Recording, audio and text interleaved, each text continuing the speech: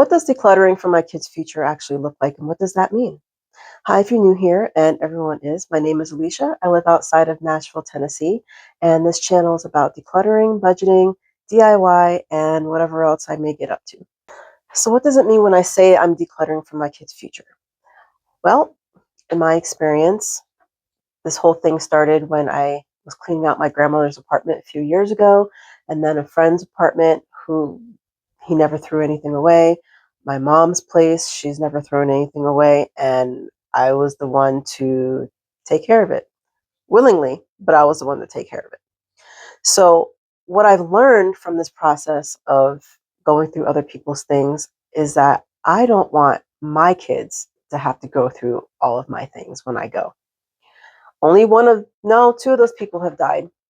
But when I went through those people's things, only one of them had passed. But it did make me think about, what my kids are going to have to go through if I keep holding on to my stuff. And specifically talking about my kids' future, it's the things that we're holding on to for them. Sentimental stuff, baby toys, baby clothes, uh, kids' toys, kids' clothes, all those things that we think that we're going to hold on to, maybe even for their kids. That really builds up, and it takes up a lot of space when you start to think about it. And I didn't have that much stuff to go through, but I know that with other people, it can vary, right? So we need to tackle that at some point, because all we're doing is taking away our real estate in a sense. It's taking up corners of our rooms, taking up corners of our closet where we could use that space for something else. And we really just need to tackle it. So what I'm doing right now is a big purge in my house. And recently I've gone through the stuff that I've held on to for the kids. And some of it is stuff that, I that belonged to I'm in a second marriage, and I was holding on to stuff from my kid's father in the military, like uniforms, things like that. Also baby clothes, baby toys. I also have a stepson holding on to his stuff, his toys.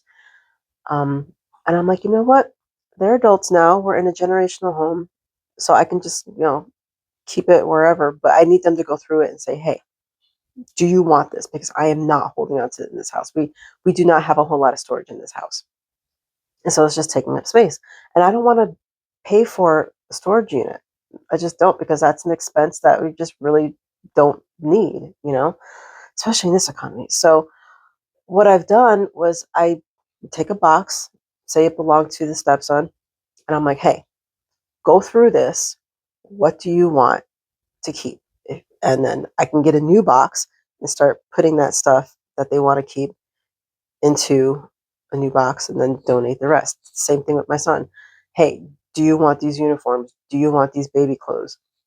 Surprisingly, one of them didn't want anything. The other one actually wanted to keep some things. So it's good to ask them, no matter what your dynamic looks like in your family, it's good to ask them what they want, because you don't want to be holding on to things that are just taking up space. At least now, if you know what they want, you're actively holding on to, or if they're in a place where they can take it, they can take those things and then figure it out themselves. So that's one of the things that I'm doing. And along the same vein, heirlooms.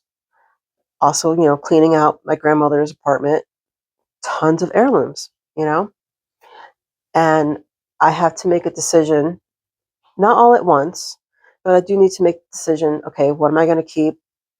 What am I not going to keep? What am I going to donate? What's really important here? And there's a lot of different views on what to do when it comes to heirlooms and things like that. For me, what I'm doing is I'm trying to keep in mind my grandmother's personality. Now, my grandmother was a pastor's wife.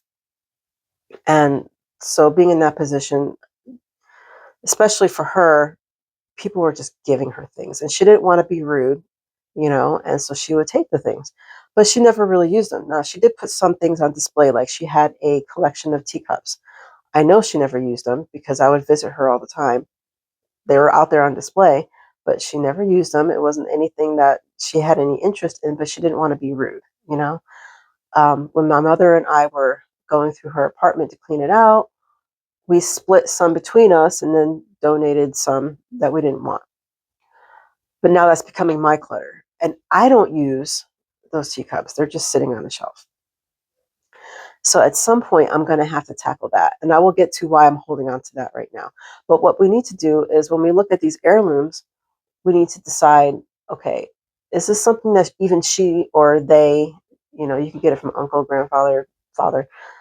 Is this something that they even used? Or am I just holding on to it because I'm used to seeing that whenever I went to go visit and it's sentimental to me? Because if it's sentimental to you, but you're not using it, first of all, we're not doing anything with the whole point of the thing, like dishes, cups. If we're not using it, it's taking up space, right? The whole point of it is to be used. I think we're so hung up on, oh, this is old, oh, this is antique, we shouldn't use it, blah, blah, blah. But here's the thing. When you go, what is your family going to do with that anyway? If you're not really looking at it, but it's somewhere in a box, if you're not using it, it's just taking up space, you know? And when you go, your family's just going to throw it out unless you know for a fact that they want it. So going back to asking, do the same thing with your grandkids if they're old enough to make that decision. If you think they're old enough to make that decision, and just start putting like little post-its underneath the things that are on display. Or if it's something that you do actually use and they decide they want it, when you have that conversation with them, uh, maybe put a piece of paper somewhere where you know you're not going to lose it. So maybe tape it behind a cabinet door or on a drawer or something like that. So you know it's there and it's easily found. That's the other thing. You want to make sure that your list, if you're going to make one, is easily found so that family members aren't going, what am I doing with this? Nobody wants it. We're going to throw it out. And then somebody gets mad because they wanted the thing and then it ended up going to Goodwill. That happens. So we just want to make sure that we are going through the things and asking as we're decluttering these things.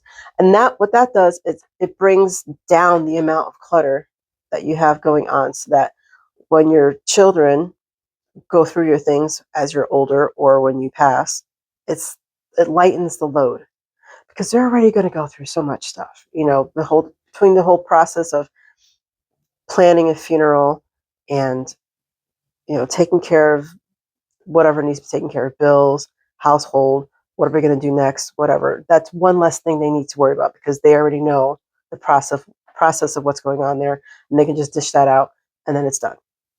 So for your kids' future, try to go through those things when you're decluttering. I wouldn't say first, but if it's there in front of you and it's easy enough to do it. If the box is sitting there and your kids are visiting or whatever, say, hey, can you go through this real quick and see what you want? Because we need to get through this, It's just that's what I'm doing. And like I said before, if you've got heirlooms you're not ready to get rid of yet, it's okay to hold on to it for a little longer, just until maybe your mind shifts. Maybe you're not in the mental space at that time to really make that decision. And that's all right. I go through that a lot. I only go through these things when I know I have the time and the mental space to do it. And there are things that I've held on to for 5 years and I'm like, okay, I still don't know what I want to do with this yet, but I'm going to keep this in an organized space so that when I do have time, I know what it is, I know what's in there, and then I can make that final decision. Keeping in mind, am I using this thing? Am I ever going to use this thing? If it's still in the box 5 years later, clearly I'm not using it. What did the person that I got this from think about these types of things? Am I even honoring them by holding on to something that they didn't care about? But it's okay to hold on to those things for a little bit longer, as long as you look at them. Make sure you're looking at them and at least putting some kind of thought to it. Oh, I don't want to deal with this right now, but it's here and it's organized. Or I do want to go through this now. Let me make that decision. But at least and you've looked at it and you've touched it. Kind of like a little bit of Marie Kondo, but not going that far. So that's all I have for today. If anything in this video resonated with you, please leave a like and maybe think about subscribing. And I will see you next time. Bye.